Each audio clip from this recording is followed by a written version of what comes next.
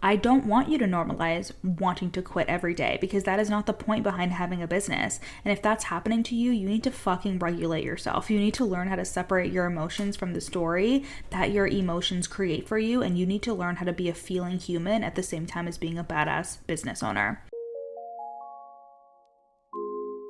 You're listening to the From Imposter to Empowered podcast. I'm your host, Jill Perrick, a business and mindset coach who specializes in imposter syndrome. If you feel like you're not as smart, capable, or worthy as you actually are, and that someone is going to find you out, then you've come to the right place. I went from being a struggling government worker, working my coaching business on the side, but feeling unworthy and burnt out, to making multiple six figures helping women overcome imposter syndrome so they too can sign clients, make bank, and have the business or career of their dreams. I am nothing special. I have a stuttering disability, ADHD, and I struggle with anxiety and depression. So if I can learn how to feel good enough and overcome my inner imposter, then so can you. Let's dig in. Hey, my loves, welcome back to the pod. We are officially in March and your girl turns 33 this month. Keep your eyes out for the birthday sale. But yeah, I turned 33 on March 21st. It's a Friday this year and I'm going to the spa with my girlfriend. So there is obviously no better way that I could spend my birthday than going to the fucking spa, if you really know me. So let's talk about a thread that I made like a month ago. If you're not on Threads, if you don't follow me on Threads, what the fuck are you doing? It's your coach Jill, just like Instagram. I love it over there. It's so fun. And I made a thread about how I never wanted to quit my business, how I've never wanted to. And this was inspired by a post that I saw on the Explore feed. I've seen this kind of post before where people say things like, I burned my whole business down, or I wanted to quit when they like suffer from a minor inconvenience in their business. And I decided to write a thread in response to these posts that I had seen before around wanting to quit. As somebody who is a generator in human design, I really love responding to things. So when I see something that triggers an opinion or triggers a thought and I can talk about it, it's not so much me like taking inspiration from someone and what they're saying and just regurgitating it. It's more me responding to it in terms of like, this is what I saw and this is what I think about it. This is what I believe. This is the thought process that was triggered by me responding to this thing. So this was not about a specific person or anything like that at all. It was simply the existence of this thought that people will put into their posts, like, I wanted to quit, and they use it as a hook in their content. And it's probably because it's something that is going to grab somebody's attention because it's so extreme, right? Like, I wanted to quit my business, right? It's like, what could that possibly be about? So it could also be clickbait, but a lot of people do use it as a hook. And then they go into, the inevitable, how they actually didn't quit and it actually turned out to be the best thing ever and they made all this money, blah, blah, blah, blah. But the way that I chose to respond to it was me being like, I have never wanted to quit because that's just the truth. It really is. So when I first started my business, I was working full-time for the government and it was 2018, but I didn't make any money until 2019. And even then, I really only made like $12,000 in 2019. And then I made $130 in 2020. So big jump there. And when I started in 2018, I was working again full-time for the government and I continued to up until the spring of 2021. So that entire time I had made multiple six figures while still working Monday to Friday, 40 plus hours a week, in addition to running my business, launching, creating courses, doing group programs, all of those things, right? Having a podcast, everything. It's actually crazy when I think about it. I'm like, damn. That bitch worked hard. I was doing all of those things, and even in my most exhausted state, even when I was so frustrated that things weren't working, even if I was having a hard emotional day, and I had a lot of them, I never wanted to quit. Have I had the thought of, do I really want to be doing this? Maybe, but there was never a doubt in my mind that I was going to get where I am today, which is working for my business full time, working with the best fucking clients, living in a beautiful house that I would not have been able to live in without having a business, right? So I also had my dream wedding that we wouldn't have been able to pay for if it weren't for my business. There are just so many amazing things that I have now because I decided to keep fucking going. And I just always knew that I was the one, that I was the 1%, that I was going to be successful. And that is what I truly believe. believed that I was going to be successful, even if there were going to be hardships and it was fucking exhausting running a business at the same time as having a full-time job. It didn't matter because it was all adding up and it was all compounding for me. And I've talked about this many times in the podcast, where when you have a timeline on your success, or if you, let's say, invest in a coach and you're like, this is my last hope, or I'm investing and I better make my investment back within a time frame of this offer. Like, I have invested so much money, and there have been a lot of times where I've invested and I haven't had an immediate ROI, and it didn't come until later, until the course is over, until the program is over, whatever it is, right? But I don't go into an investment. I don't go into thinking about my business like it's a cash cow, right? Seeing it as like, if I put this in, it's going to spit this out on this timeline. That's not how I see it. I see it as I'm building an empire. I'm building a brand. And I am becoming the person who has those things. And of course, I have responsibilities and bills and all the things that I need to pay for. I'm obviously not just sitting around being like, I don't need to make money this month, right? But what I am doing is knowing that I'm building something and not just seeing my business on a 30-day timeline or a 60-day timeline or a 90-day timeline, whatever the fuck is in your head that you need to kibosh right now if you want to make a lot of fucking money. Like, you really have to release the fucking timeline or you shouldn't be here. If you want to build a big fucking brand, you have to be okay with it taking time. And this doesn't mean that you're not making money in between this time. It just means that you want to be a business owner. You want to work with people. You want to grow your impact. You want to do the work that you came here to do. Okay, so in a long-winded way, we're getting back to the thread. So I was essentially saying, I've never wanted to quit. I've never wanted to burn it all down. And I attributed this to my emotional strength because I have nervous system tools, because I have utilized the power of my mindset and the subconscious mind. And this is everything I do, right? Like, I do the subconscious work with my clients. I do the mindset work with them. I do the nervous system regulation work with them. We do the strategy, ultimately, so they can feel powerful as fuck, so they know that they have something so valuable to offer, and so they can sell their services online. People had some very strong opinions about this thread, you guys. Like, go back on my threads and scroll through, because it was a lot. There were a couple people in particular that had a very strong opinion about it, that I was not being neuro-affirming, meaning that I was not being sensitive to neurodivergent people. And I could probably do a whole podcast episode about that as well, because I don't like that people use their neurodivergence or anything as a crutch or as a reason as to why they can't do things. And you guys, I have, like, the majority of the clients that I work with have ADHD. A lot of them have chronic illnesses. A lot of them have kids. A lot of them have things that you would think are a great excuse to be like, I can't do this, I can't do that. But the best clients are the ones who don't see it as a limitation. Again, I could go on and on about this, and I probably will. But I just don't like when people use neurodivergence as a crutch. And I see this a lot on threads when somebody's like, hey, I need help with this thing, but I have ADHD, I have ASD, and they start being like, here are all of the reasons why I can't do everything that you're suggesting to me, right? Instead of learning to, like, work with your brain and learning how to just do the things in a way that works for you instead of just avoiding them altogether. Anyways, some people don't even realize that they're doing it, and this might trigger you or trigger somebody who is extremely neuro-affirming and it's just like, nope, like, it absolutely is a reason to not do the things you have to do. But if I'm being honest, running a business, there are a lot of things that it requires, and you can't just sidestep some of the things, right? You really can't. So anyways, again, I could do a whole podcast episode on that. But as somebody who is neurodivergent, I would not speak on this if I wasn't. Like, hello, if I wasn't diagnosed, it's the same reason why I don't go on and on and on about having kids, because I don't fucking know yet. And when I do know, I'll feel like I can talk about it. But however, I will say that I have tons of clients that have kids and they succeed. Like, they're great. They're good. And it's the people that use their kids as a crutch that I can't fucking stand. Anyways, like I said, if I didn't get diagnosed as neurodivergent, if I had no idea what the fuck I was talking about, I wouldn't fucking speak on it. But because I am neurodivergent, because I have coached so many people who are, I feel more than qualified to speak on this, right? So these people who were upset at me in threads, they thought that I was shaming people for having emotions or for having thoughts like, I want to burn it down or I want to quit, right?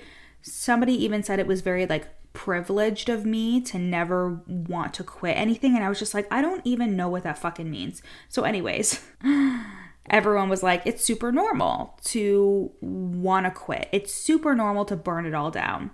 And the truth is that it's only normal to people because they're dysregulated. Again, when I discovered the nervous system regulation work, when I did the mindset work and the subconscious work, there was not a thought in my brain to quit. And truthfully, there never has been. Like, I just knew, okay, this is going to be hard and this is something that I want. It didn't just occur to me that I would ever want to quit. Like, do I feel sad sometimes? Yep. Do I feel frustrated? Yes. Do I feel angry? Yes. I'm a human being. But when it comes to my business, regulating my nervous system and having tools that allow me to speak the language of my emotions and understand this is just a feeling that I'm having in my body. I don't need to react to it with my thoughts. I don't need to react to it with anxiety. I don't need to react to it with my actual actions and behaviors. That is when my life changed. And for real, it wasn't just on the business front. It was in my personal life, in my relationships, in my friendships, everything. When I learned to create a gap between the emotions that I was feeling and how I responded to them, everything fucking changed. And what I was saying was that you become strong emotionally. And I use that interchangeably with resilient. Like, emotionally strong and emotionally resilient to me are the same things. Being emotionally strong is a necessary fucking skill as a business owner and something that people just do not have. The majority of people don't. They don't know how to regulate their emotions without taking action from their emotions. They don't know how to just see their emotions as a feeling without attaching a story to it. And I also think that this is unacceptable as a business owner because when you are growing a business, it is going to test you mentally. It's going to test you emotionally. It's going to test you in so many ways, and it is a fucking requirement to be strong emotionally. And this is not me saying that you can't have your emotions. Obviously, you're a human being. This is me saying that there are tools and things that you can use that are going to make running your business so much easier than it currently is, because that's the thing, right? By the time you're listening to this, I've probably already created it, but I had this idea about doing a reel where I'm showing what happens when you don't have imposter syndrome anymore and you're going through your everyday life versus when you actually do struggle with imposter syndrome and how it shows up in your everyday life.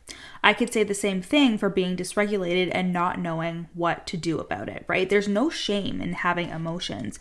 There's no shame in being dysregulated, but where there should be responsibility is utilizing tools and doing the things that are going to help you create a bigger gap between the thing occurring and your reaction to it. So I'm going to use an example from a client that I worked with years ago, okay? I had a lot of anxiety working with this client because she herself was such a high anxiety person, and whenever she was experiencing an emotion, she would spiral into story. She would spiral into stories about herself, her income, this and that.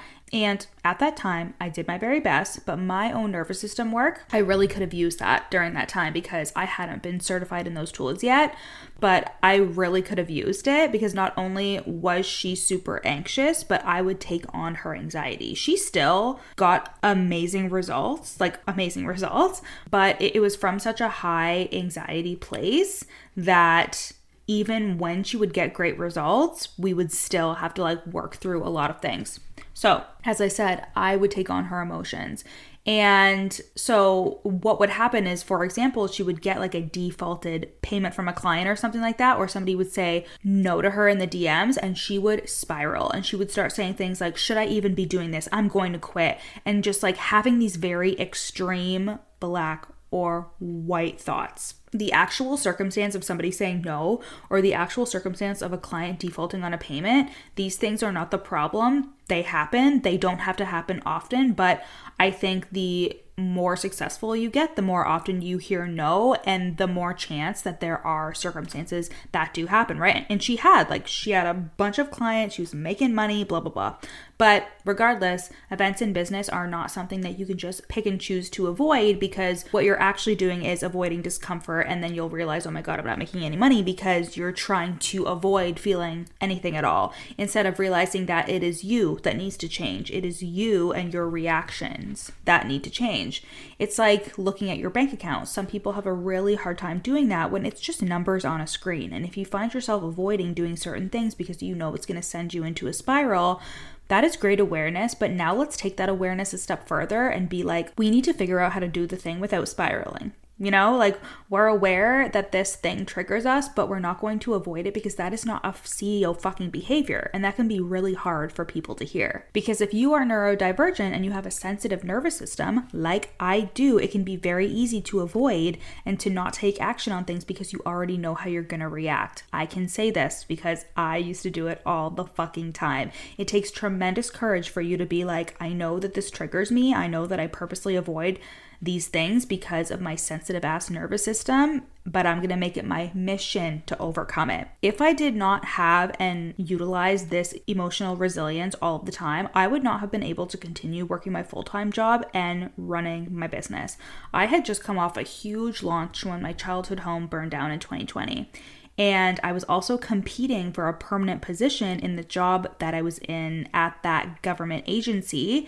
And so I was studying, I was getting ready for the interview. They're really intense, the interviews, and there was a lot of work that had to go into it. And then my childhood home burnt down. My parents and my sister were displaced. She had to come live with me. I had several clients that were relying on me. I had my full-time job still. And then I had to compete in this fucking competition. Like, it was a lot. But if I didn't have my nervous system tools, if I didn't do the mindset work or the subconscious work at all, I would have just been a walking, talking wound, so sensitive to everything. And of course, running a business and doing all the things would have been so fucking difficult. And I'm not saying that it wasn't, but it was a lot easier because of the nervous system work that I was doing and the mindset work that I was doing too. There is no shame in having your emotions. And again, if you're neurodivergent and you're very sensitive and have a sensitive nervous system, I completely understand you. I completely get you. I've coached hundreds of women at this point that are neurodivergent. And when I work with my clients that have a very sensitive nervous system, I hold space for them, right? Like, I had clients responding to this thread and on the reel that I created too, being like, it's kind of funny that these people are trying to say that you aren't a supportive coach when they don't even know you, because I know you and you're an extremely supportive coach. But I also call my clients forward in terms of, okay, how are we going to deal with this? How are we going to manage this? I'm supportive of them in doing what they need to do for themselves, but I never lose sight of their ultimate goals. I never lose sight of what they want to create inside of the container that they're in. And it's my job as their fucking coach to lead them instead of just allowing them to sit in their emotions without doing anything productive about it. And that is how you get shit done. You allow yourself to be a human, but at the same time realizing that you're not just a human being who's a wife, who's a mom, who's a partner, who's a sister, whatever. You are also a business owner. That is an identity that you hold, and you have responsibilities to yourself, to your dreams, to your business that need taking care of too, and you're the only person who can fucking do it. The great thing about being able to manage your emotions and regulate your nervous system is something that will not just benefit your business, it will change your entire life. It will have you thinking about how you react in your relationships to other people. It will make you a better person, not just a better, more resilient and consistent business owner. I don't want you to normalize wanting to quit every day, because that is not the point behind having a business. And if that's happening to you, you need to fucking regulate yourself. You need to learn how to separate your emotions from the story that your emotions create for you, and you need to learn how to be a feeling human at the same time as being a badass business owner. There is nothing that you cannot do. There's nothing that you cannot accomplish, and it all comes down to the way that you manage your mind and manage your emotions, because everything is incumbent on the words that you say, how you show up, and the actions that you take. Whether you make moves or if you don't make moves, that is what it comes down to. And what those things, your actions, behaviors, and habits come down to are your thoughts. The way you're thinking about yourself, about your business, about money, about your circumstances, about hope. It's all in conjunction with each other. One of the first steps is going to be to utilize tools that are going to make feeling your emotions not a fucking catastrophic event. And here's the thing, you already know this. You already know that you either have to get fucking regulated or you're doing it. You're doing that thing and you're listening to this and you're in complete agreement that, yeah, it is a fucking requirement to be emotionally resilient, emotionally strong, however the fuck you want to say that. When I wrote that thread, I did say emotionally strong, and people were so up in arms about that part. But it's so funny because I honestly see them as two sides of the same coin. As I said, emotionally resilient does mean emotionally strong, and you do become more emotionally strong when you use the nervous system tools. When you have a more regulated nervous system, you're not as anxious, you aren't as flighty, you aren't as reactive, and that's just the truth. And you make fuck tons more money. You make so much more money because your actions are not dictated by your emotions. You're able to show up and sell even on days when you don't feel 100%. You don't make a client defaulting on a payment or somebody saying no mean anything about you, your worth, or what you have to offer the world. You don't let a circumstance or a thought affect how you feel about yourself and what you think you deserve. And that can have a domino effect when you do not know how to manage your emotions, when you let every little thought that crosses your mind affect you negatively, when you take a circumstance in business that is very normal and you turn it into something about you and what's wrong with you. That is going to affect your income eventually because it affects your behaviors, it affects your habits, and it's going to affect everything if you do not know how to fucking handle yourself as a business owner. This is one of the biggest side effects that my clients experience when they come to work with me, a more relaxed nervous system and a more consistent and sturdy state of thinking, where they are not a victim to their circumstances or their thoughts. They know how to think neutrally about the things going on inside of their business. They know how to stand in their worth even on an off day so they can continue to make the money that they want to make. So if you're ready to do this work with me, if you're ready to do the mindset work, the subconscious work, and the nervous system regulation work, and when you're ready to implement the personalized and custom strategy that feels easy and good to you when it comes to your content, when it comes to your sales process, come and work with me inside of the From Imposter to Empowered program. This is my premium coaching membership where there is a combination of curriculum and hot seat coaching as well as Slack support 2 times a week. There's a lot of support inside of this offer, and this is one of the only containers I believe in the online space that really masterfully combines the mindset work with the strategy. The link is in my show notes. If you're looking instead for some more one-to-one customization and you want to work with me at a higher level, you can DM me at your coach Jill and we'll see which container is the best fit for you. I love you guys and I'll see you next week. Hey babe, thank you so much for listening to this episode. Screenshot it and put it on your stories and tag me at your coach Jill. And if you really love me, you'll rate and review the podcast. And if you screenshot it before you submit the review and send it to me, I will send you a free gift on me. If you want to take this work deeper, come and work with me in the From Imposter to Empowered program or the Real Deal Mastermind. And finally, if you want just a snippet of my work to feel what it's like to be in my world, then you need to buy my best-selling book, You're Not Special, and you can get that on Amazon. I love you guys so much, and I'll see you next week.